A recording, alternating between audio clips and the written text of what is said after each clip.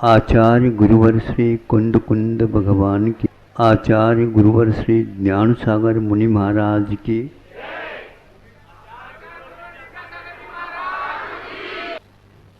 उनका कार्य धीरे धीरे कम होता जा रहा है। किनका महाराज?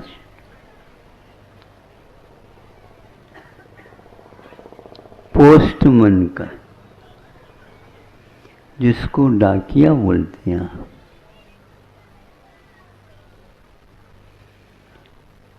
यह उदाहरण मैं बहुत उपयुक्त समझता हूँ, तो हमने सोचा यहाँ पर इसको रख लो, आपको पसंद आए तो आप रख लेना। जरूर, बहुत अच्छा। जरूर, जैसे कह रहे हैं उसका आधा भी हिस्सा आप ले लेंगे तो बहुत बड़ा काम हो जाएगा।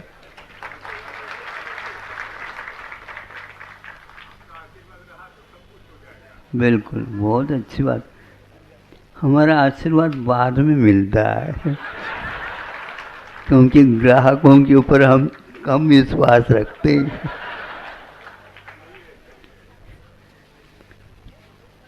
फिर बाद में हमारे ग्राहक बन जाते हैं ना, और बहुत सारे दुकानों को छोड़ करके आ जाते हैं।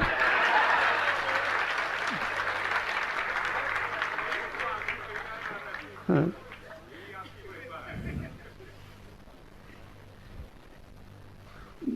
मेरी महिमा नहीं है, ग्राहक बहुत चतुर होता है और कई दुकानों की भी पहचान करनी होती है, तो उसके माध्यम से हमें भी लाभ मिल जाता है, क्योंकि ग्राहकों को पटाना बहुत कठिन होता है।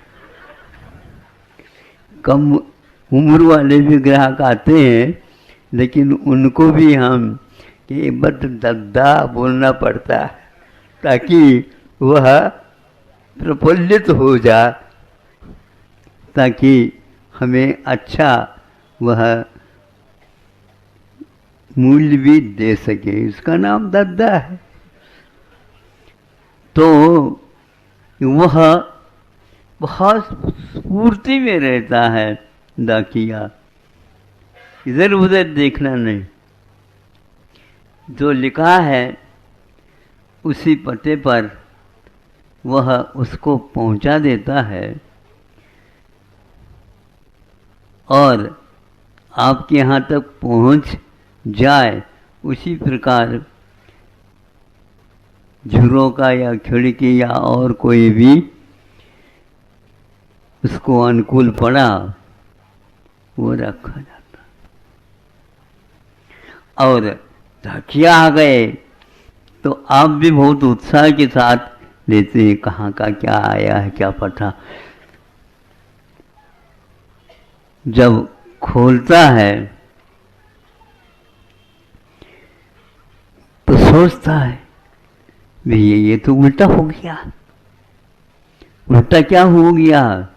प्रसन्नता की बात थी, लेकिन ये तो हमारे लिए बहुत ही हानिकारक, चिंताजनक, पीड़ाकारक। इसको कैसे किया जाए? डाकिया तो थोड़ा सोचता नहीं। डाकिया क्या सोचेगा? उसने तो पढ़ा नहीं। जो पता था उस पता के अनुसार आपको उसने दे दिया और बिल्कुल चला दिया। तो आपको तो मालूम तो होगा, हमें क्या मालूम? हमें कुछ मालूम है ही नहीं, और मुझे मालूम करना भी नहीं है। जैसे आप डूब जाओगे उसी प्रकार मैं भी डूब जाऊंगा, तो दुनिया डूब जाएगी। यह हमारा काम नहीं है। हमारा काम तो इतना ही है, ले लिया और ले लिया, अपने पास रख लिया, वहाँ पर दे दिया। दूसरे कई लोग प्रतीक्षा करते रहते हैं।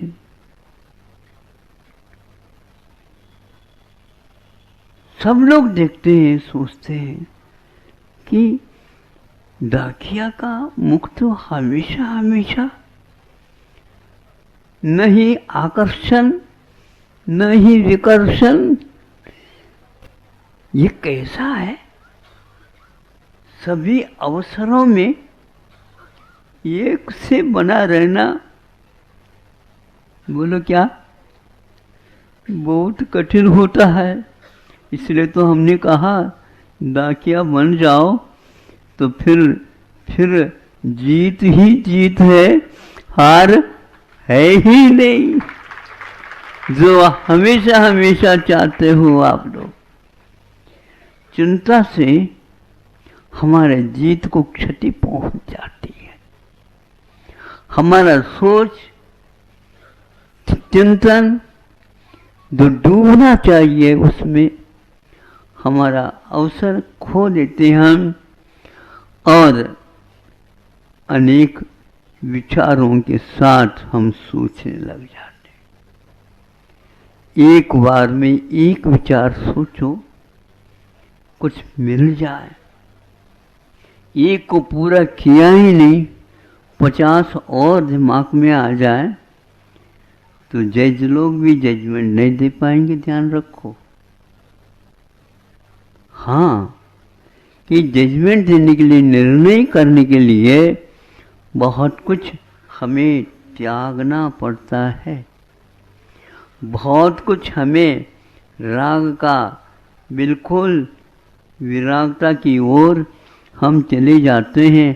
अरे इन दिनों तो आप तो डूबे रहते हो, चिंता में नहीं, चिंतन में डूबे रहता हूँ। तो चिंतन में डूब जाता है, उससे जो रस वह सोर्स लेता है वह नवरस में भी नहीं मिलता जो हमें उपलब्ध होता है। आपको कैसा लगता बताओ? यह डाकिया वही करता रहता है। अनेक घर जा कर के भी वह एक घर का भी पता याद नहीं रखता, इसलिए अपने घर को ही वह चला जाता। और आप भूल करके दूसरे के घर में घुस जाते हो। यह आपकी आदत पड़ी हुई है। अरे मैं भूल करके आपके घर में आ गया, तो वो कहता है मैं भी आपके घर में गया था।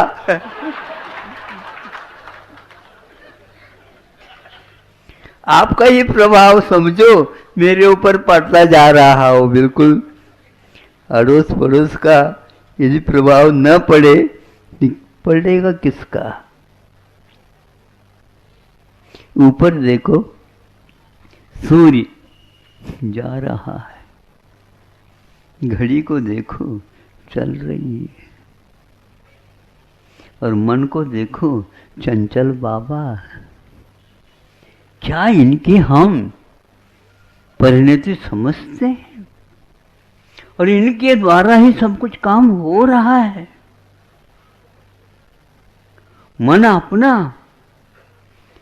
पर के बारे में सोचता है। ऐसा क्यों?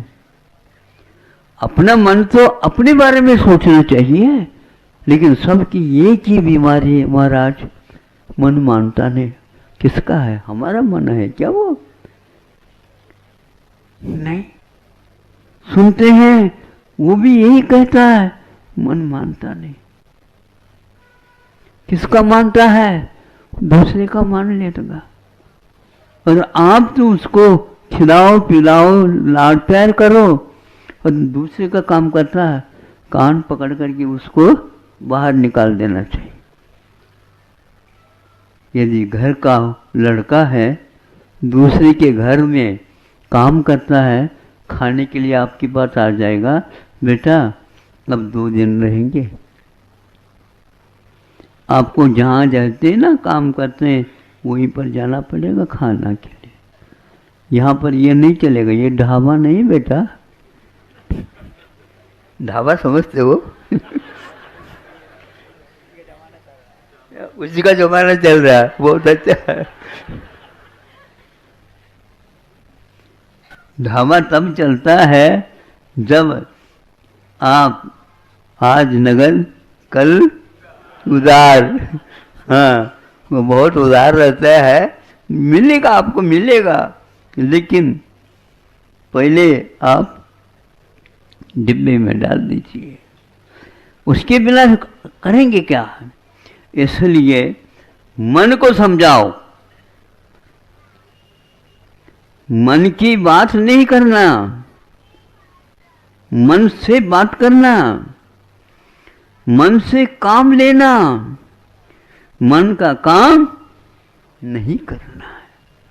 आप मन का काम करते हो, इसलिए वह ऐसा आपके सिर पर चढ़ा है। जब कभी भी पूछे कि आपके सिर में क्या चल रहा है, और किसी अवयव के बारे में नहीं सोचा जाता है, इसलिए वह डाकिया अपने आप में प्रसन्न रहता है और कभी भी उसके लिए चिंता नहीं होती और चिंतन के लिए भी समय देता है, किसी से चिपकना नहीं। उसका कार्य टिकट को चिपकाना, लेकिन किसी से वह चिपकता नहीं। चिपकने का अर्थ यह है राग, और चिपक से रहित होना ये विराग कहलाता है। डाकिया वह एक प्रकार से इसी प्रकृति का हो जाता है। उसको यही सिखाया जाता है, किसी का कुछ भी देखना नहीं, खोल करके नहीं देखना, आंखें खोल करके उसके पटा भर देखना, इसने में कोई बाधा नहीं होती। आप समझो साधु लोग डाकिया होते, डाकिया सबको वह देंगे, संतुष्ट होना ये आपकी बात है, असंतुष्ट होना ये आपकी बात है।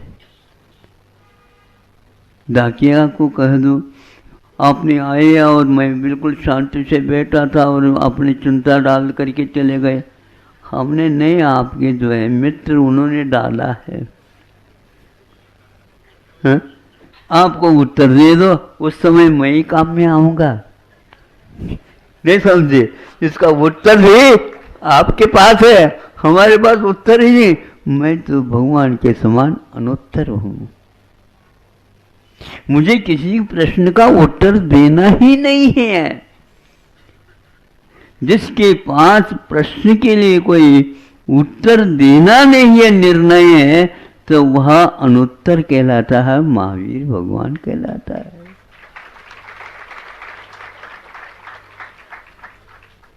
प्रश्नों से परे अनुत्तर है। उन्हें मेरे नमन, मेरे नमन, मेरे नमन।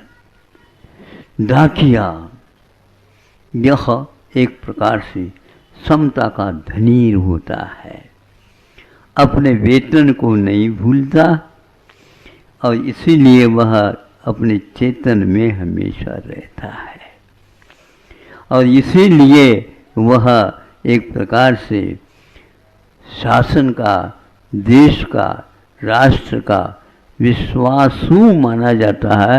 विश्वासघात डाकिया के द्वारा कभी भी नहीं होता है। वो किसी के भेद को देखता नहीं है तो किसी को बताने की बात ही नहीं होता। उसके साथ तो साधु का व्यवहार और डाकिया का व्यवहार समान हुआ करता है। किंतु सिद्ध और रुक्ष से ऊपर रहता है तो वह डाकिया के समान, उसका कोई किसी से भेद नहीं, शांत, सब अपना और सब वह दिखता सपना, दिन का हो या रात का, सपना सपना हो। सपना अपना सा दिखता है किंतु न अपना होय। यह दिन का सपना है कि रात का सपना है? आप लोग जिंदगी को क्या समझ रहे हो? सपना है तो वह मान लो जो ही जागृति हुई छूट जाना चाहिए। उसी प्रकार दिन के सपने को भी एक बड़ा सपना समझ लो, लेकिन सपना सपना हो किंतु न अपना हो। अपना कभी होता ही नहीं, किंतु आप उसके चिपक जाते हो उससे।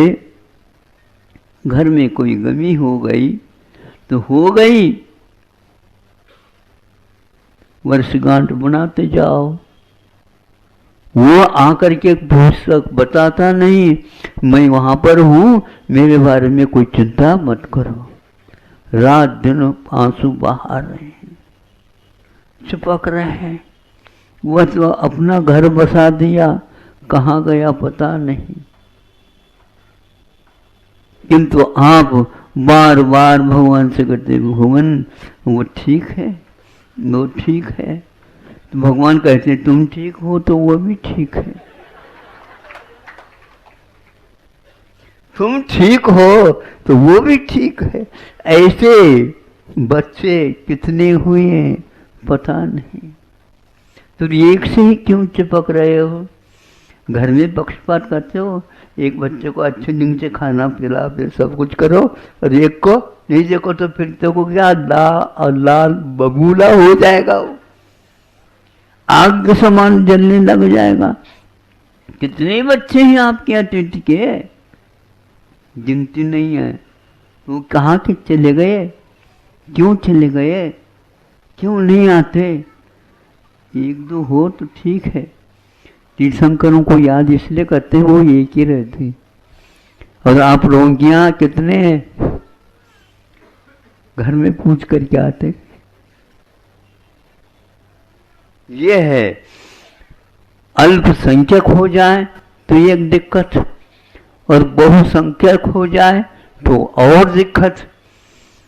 संख्यातीत हो जाए, देवों में भूल करके नहीं जाना ऊपर, हाँ पर असंख्यात से चलता है सबका।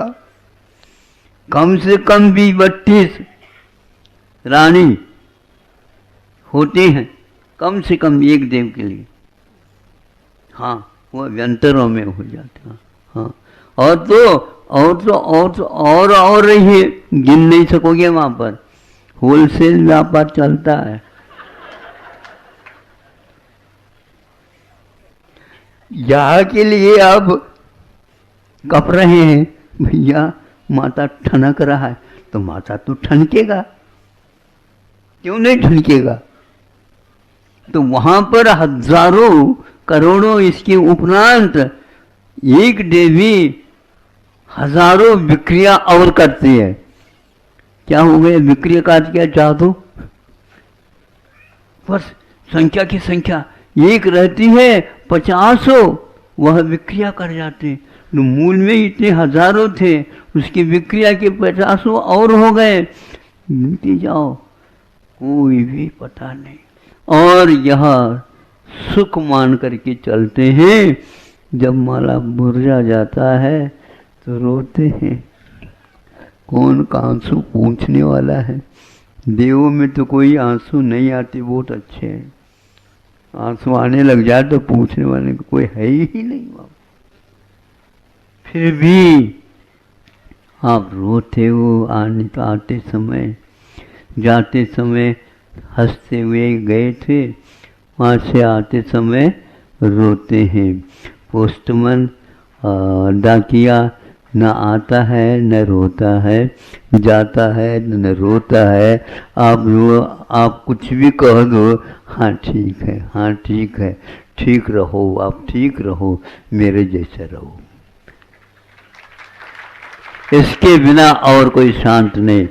भगवान से मिलना चाहते हो, सौभाग्य की बात है, और वो भाग्य है कि उनको देखने का विचार करो।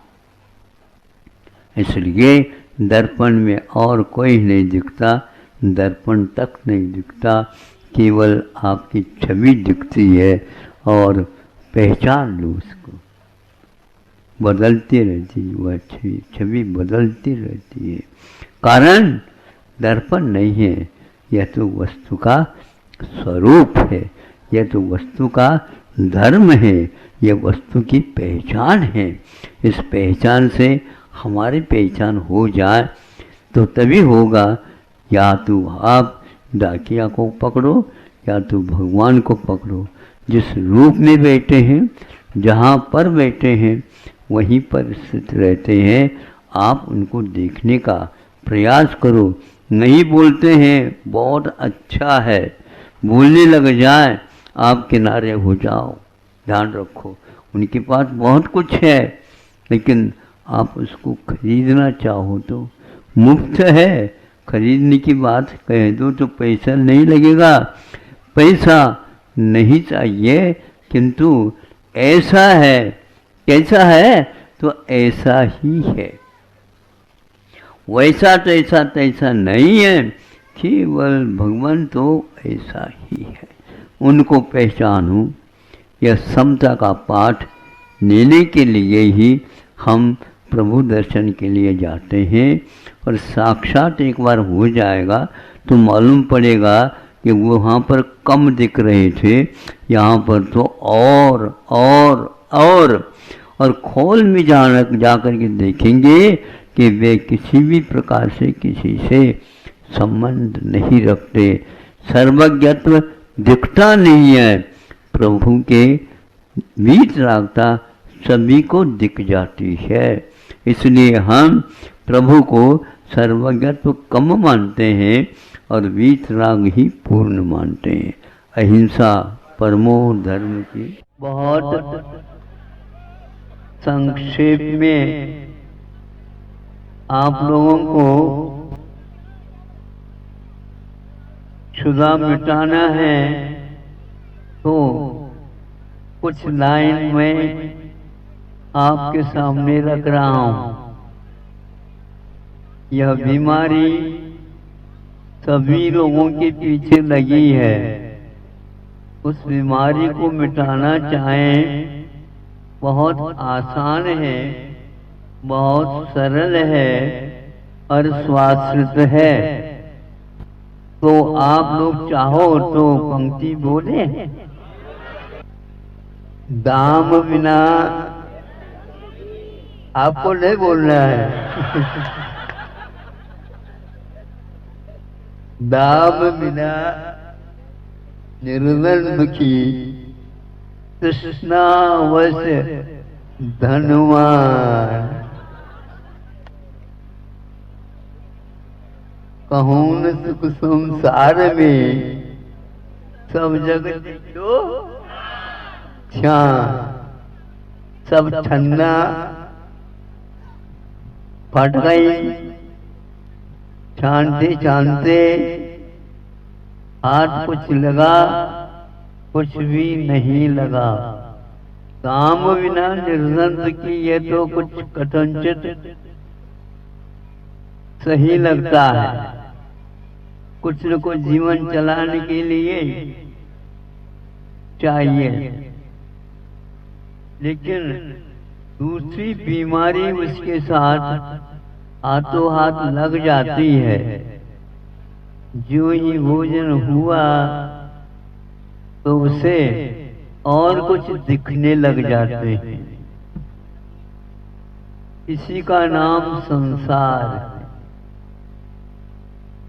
भोजन कर ले कम से कम 3 घंटे के लिए तो अब भोजन याद नहीं आएगा, लेकिन ये भोजन होने के उपरांत भी एक बड़ी तृष्णा, क्षुधा, भूख लग जाती है। वह उसी के साथ रहती है। उस समय मन की बात हम कर नहीं सकते, लेकिन मन की भूख उसे लगती है जो धनवान होता है। अब देखो 12 भावनाओं में ये कहा है, ज्यादा भावना बांधने की कोई आवश्यकता नहीं। मन को यदि शांत करना चाहते हो तो एक बार भोजन करके भगवान भजन करो, काम चल जाएगा। लेकिन वह बैठा बैठा सोचता है भगवान जब दिखे तब तक हमारा वही जो मन का भगवान है उसी को समझाने में लग जाए। आज तक उस मन को समझाने वाला व्यक्ति यह नहीं समझ पाया कि मन कभी भी आपके अंदर में रहने वाला नहीं है। जिसके वशीभूत मन हुआ उसी को हम प्रणाम करते हैं, और जो धन के वशीभूत हुआ है वह भले ही हमें प्रणाम करें, इससे उसकी कोई भी भूख मिटने वाली नहीं है। क्योंकि तो हमने कहा था समृद्धि की बात, नहीं समझे? तो आज क्या कहें हम? आज क्या कहें बताओ? उतनी उसकी द्वारा भी तृप्ति नहीं होने वाली। अमृत पिलाओ, ऐसा इन्होंने मांग कही है।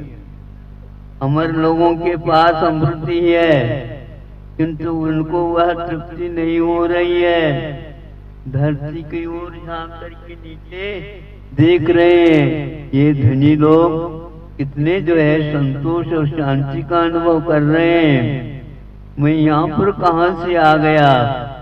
अरे धन की चिंता तृष्णा करने से मैं यहाँ पर आया हूँ, और उनके लिए अमृत पान करने के उपरांत भी शांति नहीं। आप कहाँ जा रहे हो, भाग रहे हो समृद्धि के द्वारा? बताओ। हम चलते आ रहे हैं, साथ साथ समृद्धि भी आ रही है।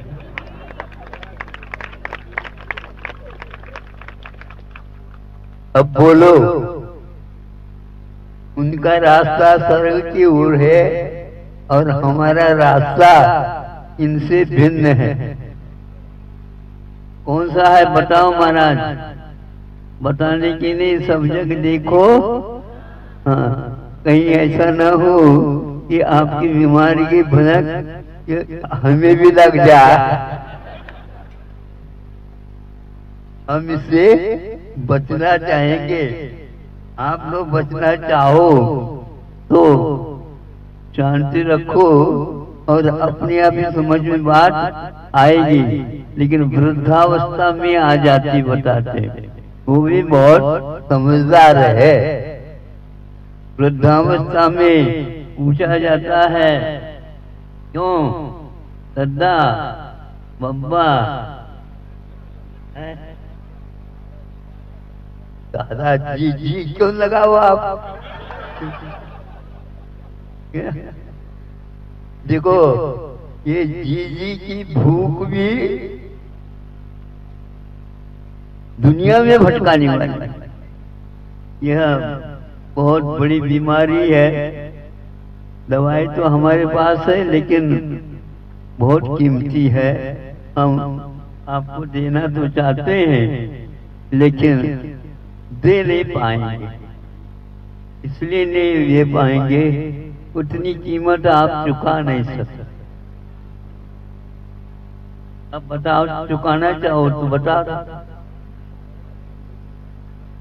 जो कुछ भी इकट्ठा किया है समृद्धि,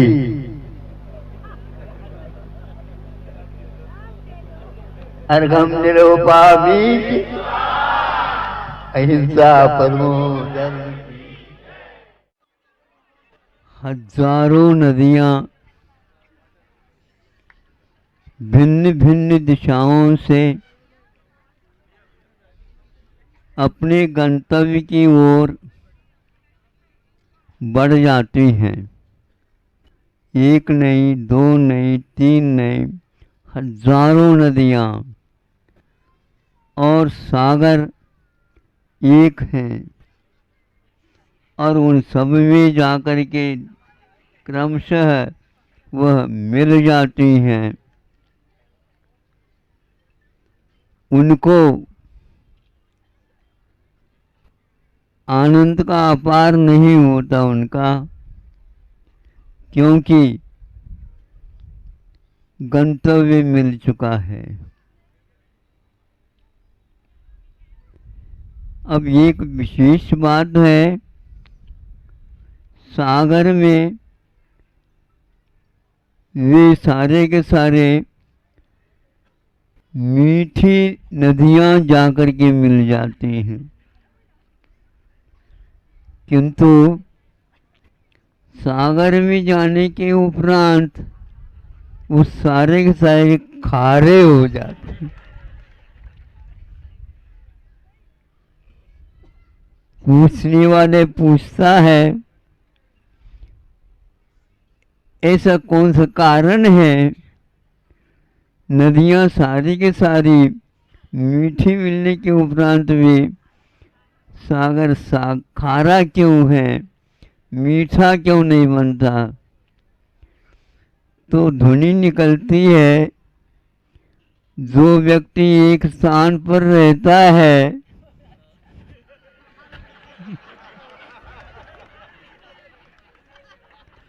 वह कभी भी मीठा, इसलिए साधुओं को बहते रहना चाहिए, बहते रहना चाहिए।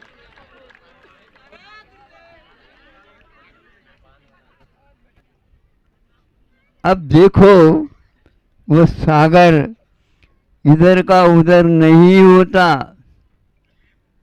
इसलिए वह खारा रहता है और नदियां बहती रहती है, पवित्र जल उनका रहता है। और एक प्रकार से जो ही सागर सूर्य की तपन से तप जाता है, आप सुन रहे हो, तो वह एकदम अपना खारापन छोड़ करके मीठा होता, हल्का होता है और वह ऊपर की ओर चला जाता है। हाँ, पुनः वहां पर जो योग्य वातावरण मिलता है तो औषध उससे बन जाता है। कई लोग उस जल को लेते हैं और उसमें योग्यता आ जाती है उस जल में, वहाँ औषध बनने के उपरांत भी उसकी उम्र बढ़ जाती है। तपना आवश्यक है और आप लोग तपस्या से डरते हैं, बनी बनी रसोई मिल जाए हैं और वो भी बनाना भी न पड़े। लेकिन आप लोगों को श्रम करना है, आप लोगों को एक प्रकार से त्याग करना है। एक स्थान पर रहेंगे तो एक प्रकार से आपको वह मिलना तो चाहिए किंतु मिल नहीं सकेगा। आज या कल, कल या परसों, कभी न कभी यह रास्ता आपको अपनाना ही होगा। जिन्होंने अपनाया उन्होंने पाया है और जिन्होंने अपनाया नहीं, संकल्प भी ले लेता है तो इस भाव में नहीं सही, अगले पर्याय में तो अवश्य ही वह पाने के योग्य बन जाता है। इसलिए ऐसे बीज बोइए, जो कुछ समय लगेगा, देख रेख करिए, उसको पालिए, खाद पानी हवा आदि का योग्य वातावरण बनाए रखें, एकदम वह बीज लहलहाता हुआ फसल के रूप में परिवर्तित हो जाएगा। कितना बड़ा अंतर हो जाता है और वह विश्व को जो भूख लगी है, प्यास लगे हैं, उन सब को दूर करने की क्षमता आ जाते हैं। फल हो जाते हैं, उसके ऊपर, पेड़ के ऊपर उससे रस मिलता है, पानी की भी पूर्ति होती है कथनचित, और बीज के माध्यम से वह फसल आ जाती है। सब लोगों को खारा पानी भी यदि आप दे देते हैं तो भी उसका फल का रस हमेशा हमेशा मीठा रहेगा, और बीज भी आटेदार होकर के आपके भूख को दूर करने वाले हो जाते हैं। श्रम करने से, योग्य सेवा करने से वह निश्चित रूप से सागर भी आपकी सेवा या धरती की सेवा करता है तो वह सबके योग्य बन जाता है। नदियों के पानी, सागर के पानी इतना ही अंतर है। धरती के पास जब तक वह रहता है तब तक खारा नहीं बनता, किंतु वह जो ही अन्यत्र चला जाता है तो वह पुनः खारा बन जाता है। इसलिए योग्य तप, योग्य त्याग, त्याग का अर्थ ये है उसके प्रति जो हमारे लिए बहुत मात्रा में है उसका त्याग करके, उसका राग छोड़ करके जिनके लिए आवश्यकता है उनके लिए उसकी सुविधा कर देते हैं, तो भी एक प्रक्रिया ऐसी हो जाती है आपका जो कोई भी किया हुआ पाप है वह एकदम पुण्य के रूप में, मीठे के रूप में परिवर्तित हो जाता है। यदि आप अपने अनावश्यक है रखा है उसको दे देंगे तो मोह का त्याग हो जाता है, राग का त्याग हो जाता है, किंतु आपके लिए बंध का कारण था और उसके त्याग करने से निर्जरा का कारण हो जाता है। और जो ले लेता है वह भी धर्मात्मा बन करके अपने जीवन को सुधार लेता है। इस प्रकार यहाँ आप जिसको राग किया था उसको भी वीतरागता के रूप में परिवर्तित कर सकते हैं। ये बहुत अच्छा रास्ता है। आप लोगों के दोनों हाथों में लड्डू है, एक लड्डू दूसरे को दे दो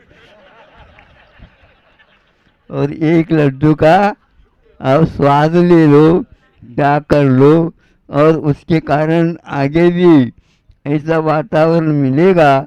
और इस प्रकार इस जीवन में कि पुण्य की बीज बो जाओ और आगे फसल 1000 गुना नहीं अनंत गुना पाओ। अहिंसा परमो धर्म की। देखो, आप लोग ही नहीं, सभी लोग, धरती वाले ही नहीं किंतु स्वर्ग वाले भी यही कह रहे हैं हमें भी मिल जाए।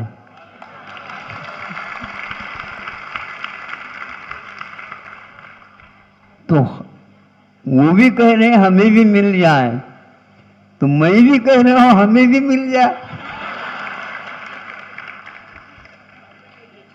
किंतु मुझे मिलने के उपरांत मुझे क्या करना है? केवल बांटना ही बांटना, बांटना ही बांटना है।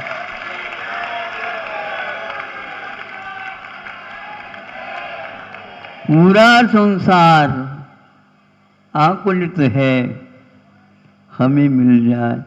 सब कुछ करने के लिए तैयार हैं, किंतु सही रास्ता, सही दिशा ज्ञात नहीं होने के कारण देखता आ रहा हूं कि 4 दिन से नागपुर समाप्त ही नहीं हो रहा।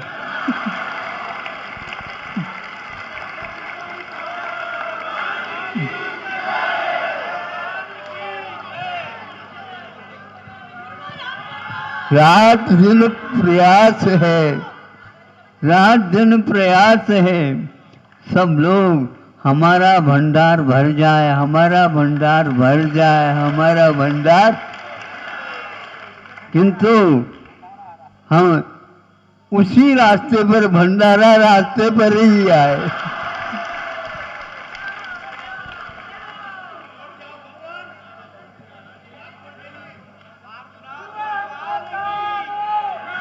सुनो,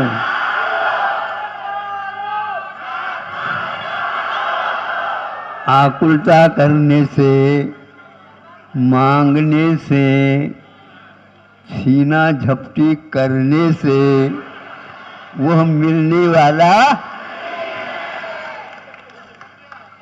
भीतर के अपने घर बहुत मनचाहे बनाए गए थे, किंतु उनको भी छोड़ करके कहाँ जा रहे हो?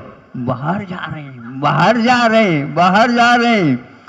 एक तरफ का नागपुर दूसरे तरफ बसता जा रहा है। ऐसा क्यों हो रहा है? क्योंकि उधर कुछ अलग लग रहा है, इसलिए जा रहे हैं। पहले कुछ लगता था, अब कुछ लगता है, यहाँ कुछ लगता था। देने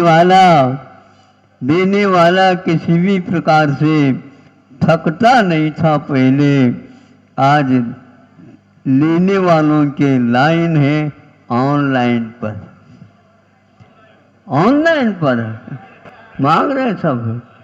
एक दूसरे के ऊपर कोई विश्वास वाली बात रही नहीं, सब लोग इसी चक्कर में पड़े हैं। किंतु भारत एक ऐसा राष्ट्र है, वह कहता है हमारे पास आने दो, मिलने दो, हम अपने लिए नहीं, पहले तो दूसरों को ही हम देंगे। ऐसे भाव भारत के आज तक रहे हैं और आगे भी रहे। इसीलिए सज्जन पुरुष भगवान की भक्ति करने में लगा हुआ है। यह आपत्ति, यह संकट, ये बाधाएं जो आती हैं और वो भी टिकती नहीं, वो भी चले जाते हैं। इस रहस्य को जो व्यक्ति समझता है वो कभी भी इस आकुलता में नहीं पड़ता। निराकुल होकर के रहना ही एक प्रकार से सही रास्ता है। गंभीर होकर के, धैर्य धारण करके कष्ट को सहन करना यह हमारा प्रथम कर्तव्य है, क्योंकि कष्ट सहे बिना हमारे लिए पाचन शक्ति भी नहीं आती। पचाने के लिए भी हमें धैर्य रखना है। एक भोजन के बीच में दूसरे भोजन में कम से कम 4 घंटा चाहिए ताकि वह पच जाए। लेकिन आज का युग ये है कि 10 दिन का आज ही पच जाए तो क्या बताओ, फिर पचेगा कैसे? वो पचता रहेगा? विश्वास से नहीं होता महाराज, हम क्या करें? अरे अपने पाचन शक्ति के ऊपर विश्वास रखो, विश्वास रखो। यहाँ एक प्रकार से अवसर है, जो व्यक्ति इसके ऊपर विश्वास रख करके इसको यंत्र को कुछ देता है तो उसका यंत्र हमेशा हमेशा मंत्र सिद्धि में सफल होता है। और आप जैसे आकुलता करेंगे मंत्र भी गायब हो जाएगा और यंत्र भी कोई काम नहीं करेगा। कुछ दिन के बाद आप लोग जैसे अभी भी चाह रहे हैं महाराज ये विज्ञान हमें कुछ अच्छा नहीं लग रहा है, आपको ही नहीं वैज्ञानिक लोगों से हमारी बात हुई थी। चंद्रगिरी में वैज्ञानिक लोग आए थे, उनसे बात हुई थी। ये बताओ क्या है आपकी समस्या, क्या है, मैं क्या दे सकता हूँ? मैं इसी को पूछने के लिए आया हूँ। यदि समस्या है महाराज हमारे सामने, विज्ञान अपने आप में समस्या है। बोलो आप क्या बोलना चाहते हैं? भाग रहे हैं, भाग रहे हैं? कहाँ भाग रहे हो बताओ? वो कह रहे हैं कि रास्ता अब कोई नहीं है, क्योंकि विज्ञान ही यदि समस्या बन गया तो ऐसी स्थिति में आप कहाँ बचोगे बताओ मुझे। दादाजी बहुत शांति के साथ रह रहे हैं, किंतु नाती कहता है हम रह नहीं रहे हैं, रहना चाहते हैं लेकिन भगा रहा है। क्या कौन भगा रहा है? भीड़। जहां कहीं भी चलना नहीं होता आपको, एक व्यक्ति वह भीड़ के भी भीड़ धक्का दे रहा है और यह वो तैरते हुए जा रहे हैं। क्या होगा? बहुत कठिन है। इसलिए आप लोग अपने संतान को यदि सुरक्षित रखना चाहते हैं और आप इस प्रवाह को सुरक्षित रखना चाहते हैं तो बच्चों को ऐसे संस्कार दो। विदेश में नहीं किंतु विदेह में सुख होता है, यह अपने को याद रखना चाहिए। सिद्धि अपने आप ही हो जाते हैं, किंतु जो व्यक्ति यंत्र के द्वारा ही काम कराता कराता रहता है उसका यंत्र भी गायब हो जाता है और मंत्र तो उसको कभी सिद्ध होगा नहीं। यंत्र सिद्ध करना नहीं है। विदेशों में यंत्रों की कमी नहीं है, किंतु मंत्र तो वहाँ पर मिलते ही नहीं है। किंतु आप लोगों के यहाँ माला दी जाती है बच्चों को, औरों को फेरा करो। माला फेरने से क्या होता है? एक एक उंगली पर भगवान दिखते हैं और उसके माध्यम से साहस, धैर्य आदि आ जाता है। अपने को कभी आकुल नहीं होना है, किंतु शांति के साथ सहन करेंगे आए हुए दुखों को। सहनशीलता रखने से ही सहिष्णुता, विष्णुता आ जाती है। विष्णु संसार के रक्षक का नाम है और आप यदि अपने आप को सहिष्णुता का अनुकरण करेंगे निश्चित रूप से आपका संकट दूर होगा। भारत में कभी संकट आता ही नहीं, यदि आता है तो उससे भी ज़्यादा और शांति दिलाने के लिए आता है। अपने यहाँ संकट घबराता है आने को और वहाँ पर बहुत मुश्किल है। इसलिए आप भारतीय हो करके भारत के अनुसार चलो, इंडियन न बनो किंतु भारतीय बनो। सुन रहे हो? हाँ, अहिंसा परमो धर्म की। देखो, एक ही सरोवर पर तटों में दो प्राणी यानी पक्षी आपको देखने को उपलब्ध होते हैं।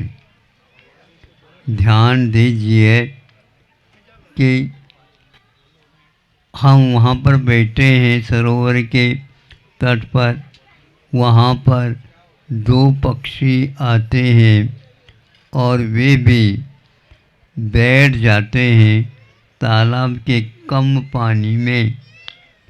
बैठने का मतलब वो खड़े हो जाते हैं। एक शांत भाव के साथ उस ओर नज़र रख रहा है जहाँ पर अपना उसका खाद्य है। दूसरा भी वह नज़र रख रहा है। एक ही पैर से एक पैर को ऊपर किया है और एक पैर को नीचे किया है, खड़ा है। ऐसा लग रहा है कि वह तपस्या कर रहा है। तप अनेक प्रकार के हुआ करते हैं, तो वह भी कर रहा है। करते करते करते वह ऐसा कर रहा था कि नज़र बिल्कुल उसकी स्थिर वहीं पर थी। कब वह मछली आए और उसको हम उठा ले। अब दूसरी ओर दूसरा है, इन दोनों को परीक्षित करना सामान्य व्यक्ति का काम नहीं है। दोनों चोंच वाले हैं, दोनों लंबी गर्दन वाली हैं, दोनों के पैर अपने समान हैं, दोनों के पंख उड़ने के लिए अपने समान हैं। देखने को दूध से धुले हुए से दोनों हैं, एक भीतर से भी दूध से धुला हुआ है, वहीं पर रह रहा है, किंतु मछली की ओर उसकी दृष्टि नहीं है। और दूसरे दो पक्षी है बगुला, जिसका नाम है, वह बार बार मछली की ओर देख रहा है। वहीं पर मोतियां हैं, लेकिन मोतियों की ओर उस बगुले का कोई ध्यान नहीं है। किंतु वहीं पर दूसरी ओर जो हंस बोला जाता है, जब कभी भी संत लोग किसी का उदाहरण देते हैं, मायाचारी के लिए बगुला प्रसिद्ध हुआ है और सात्विक जीवन जीने के लिए अन्य खाद्य मिलते हुए भी उसको छोड़ करके दया का पालन करता हुआ वह मूर्ति को ही चुगता है, चाहे भले ही उपवास हो जाए तो भी वह मूर्ति की ओर दृष्टि रखता है। इसको परमहंस भी बोलते हैं, ऐसे सात्विक जीवन जीने वाला, कि भावों के ऊपर जीवन चलता है।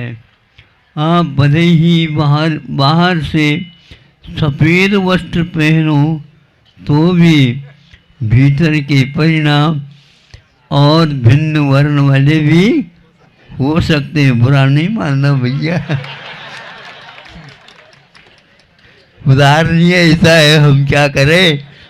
लेकिन आप भी समझते हैं कि महाराज हमारा ऐसा ही चलता है। चलता मतलब पूरा का पूरा वैसा ही नहीं, लेकिन फिर भी हम इस बात को समझते हैं कि चोर भी चोरी करता है, चोरी है इसलिए वह डरता भी है, इसलिए डरता है कोई पकड़ ले तो क्या करूं, लेकिन फिर भी चोरी करता है। चोरी करना ठीक नहीं है, ये भीतर से जो जानता है, एक न एक दिन उसके लिए ऐसा अवसर मिल सकता है कि मुझे छोड़ देना चाहिए। उसी प्रकार यह चल रहा है, तो मूर्ति मिलेगा तो लेऊंगा, नहीं तो नहीं लेऊंगा।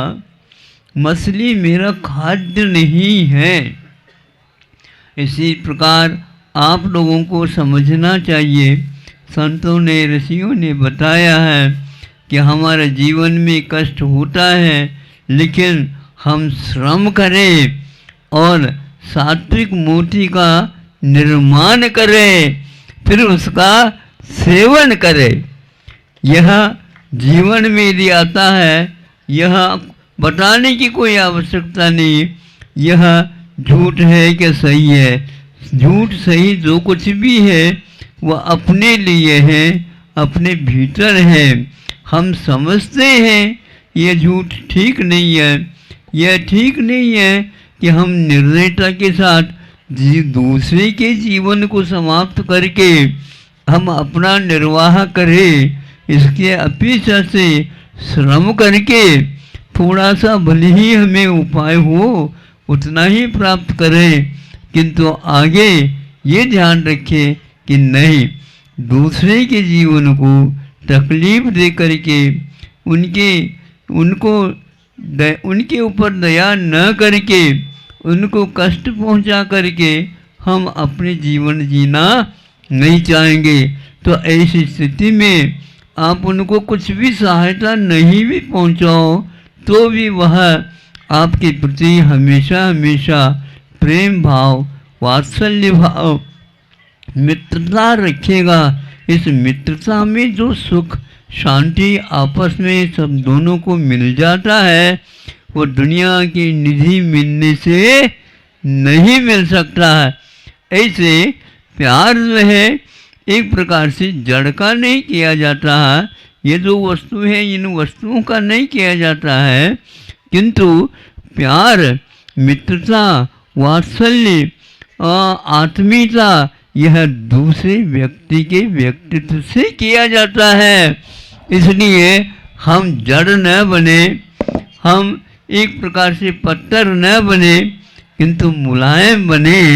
मुलायम ये शब्द ही अपने आप में ऐसा कहता है कि ये बहुत अच्छा है, लेकिन कठोर स्वभाव में कठोरता आना, हम प्रतिकूलता को देख नहीं पाते हैं और उसमें फंस जाते हैं। ऐसी स्थिति में हमारे आत्मा में मृदुता के स्थान पर कठिनाई या कठोरता, निर्दयता, हृदयहीनता इस प्रकार के भाव बनते रहते हैं। इसीलिए उपदेश मुख्य रूप से मनुष्य को ही दिया जाता है।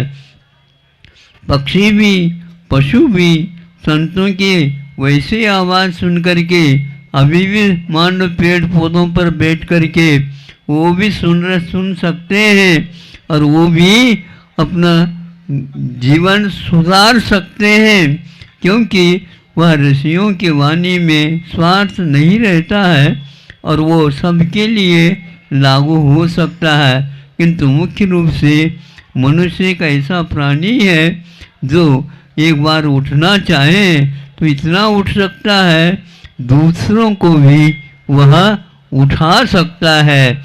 ऐसे मन में आज से आप लोग भाव तो कर सकते हैं ना। यदि मान लो व्यापार नहीं हो सका, लेकिन व्यापार की बात तो हम सोच सकते हैं। जो व्यक्ति सोचेगा, सही सोचेगा, सही दिशा में सोचेगा, एक अवश्य उस परिणामों के माध्यम से अच्छे कर्मों का बंद होता है और बंद होगा तो निश्चित रूप से बीज बोएगा, उसी के अनुसार फल भी उसे मिलेगा। यही बात हम अच्छे भाव करते रहें, निश्चित रूप से कालांतर में वह अच्छे फल आपको दे सकते हैं और कईयों को भी उससे लाभ हो सकता है। ऐसे लाभ हो ये बगुला और हंस, इन दोनों की कथा आप लोगों ने सुनी होगी, किंतु विचार करिए अपने जीवन में वह परमहंस बनने का हम प्रयास तो कम से कम करें, भावों से, वचनों से, फिर इसके उपरांत अपने तन से, मन से और वचन से यह इस प्रकार के भाव भाते रहो। यह मानव जीवन में बहुत आपके लिए फल देने वाला है। अहिंसा परमो धर्म की